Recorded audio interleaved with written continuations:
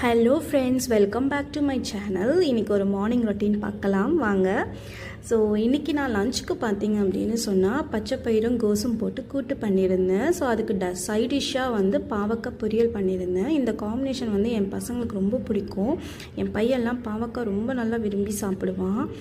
அவங்களுக்கு ஸ்நாக்ஸுக்கு வந்து பார்த்திங்கன்னா நான் ஆப்பிள் ஃப்ரூட்ஸ் தான் வச்சுருந்தேன் 2 பேருக்கும். ஸோ அதில் கொஞ்சம் சால்ட் நம்ம போட்டு வச்சோன்னா அந்த ஆப்பிள் வந்து பிளாக் ஆகாது அப்படின்னு சொல்லிட்டு நான் ஒரு யூடியூப் சேனலில் தான் பார்த்தேன். ஸோ அதை பார்த்தா நான் இது ஃபாலோ பண்ணுறது. ஸோ மார்னிங் பார்த்திங்க அப்படின்னு சொன்னால் நான் மோஸ்ட் ஆஃப் த டைம் நான் பிரேக்ஃபாஸ்ட் செய்கிறது கிடையாது. ஸோ இந்த லஞ்சையே வந்து அவங்களுக்கு நான் 2-3 வாய் ஊட்டி விட்டுடுவேன். ஏன்னா காலையில் அவங்கள பிரேக்ஃபாஸ்ட் சாப்பிட வைக்கிறதுன்றது ஒரு பெரிய டாஸ்க்குங்க. எல்லா பேரண்ட்ஸுக்குமே அது தெரியும். ஸோ அதனால் நாங்கள் சாப்பாடு 2-3 வாய் ஊட்டி விட்டுட்டேன்னா அவங்க அங்கே போயிட்டு வந்து அந்த ஆப்பிள் ஃப்ரூட்ஸ் வந்து அந்த ஸ்நாக்ஸ் டைமில் சாப்பிட்ருவாங்க. ஸோ நெக்ஸ்ட் பார்த்திங்கன்னா நாங்கள் அவங்கள ரெடி பண்ணிவிட்டு நானும் ரெடி ஆகிட்டு இந்த டைமுக்குள்ளே கிளம்பிடணும். ஸோ எனக்கும் 9 o'clock ஆஃபீஸ். ஸோ அவங்களுக்கு 8:40 அவங்க ஸ்கூலுக்குள்ளே இருக்கணும். ஸோ என் ஹஸ்பண்ட் தான் எங்களை கொண்டு போய் ட்ராப் பண்ணுவார். பசங்களை போய் நாங்கள் அங்கே ஸ்கூலில் விட்டுட்டு என்னையும் கொண்டு போய் எங்கள் ஆஃபீஸில் விட்டுடுவார்.